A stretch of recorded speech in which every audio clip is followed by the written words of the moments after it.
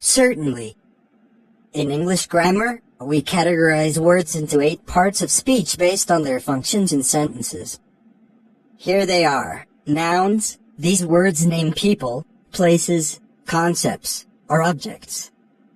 For example, planet, game show, and Jupiter are nouns 1.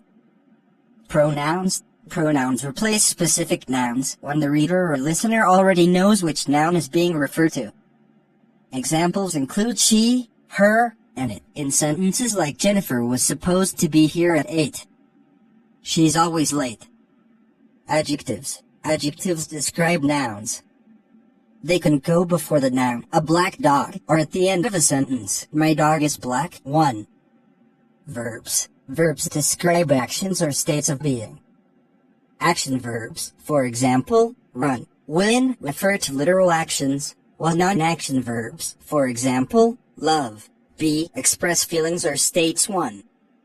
Adverbs. Adverbs describe adjectives, verbs, or other adverbs. For instance, quietly, and I entered the room quietly, describes how you entered. 1. Prepositions. These words come before nouns or pronouns and show their relationship to other words in a sentence. Examples include in, on, and under. For example, the book is on the table. 1. Conjunctions. Conjunctions join words, phrases, or clauses. Common conjunctions include and, but, and because. For example, I like both chocolate and vanilla ice cream. 1. Interjections. Interjections express emotions or exclamations.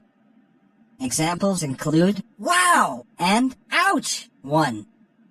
Remember, understanding these parts of speech helps us communicate ideas clearly.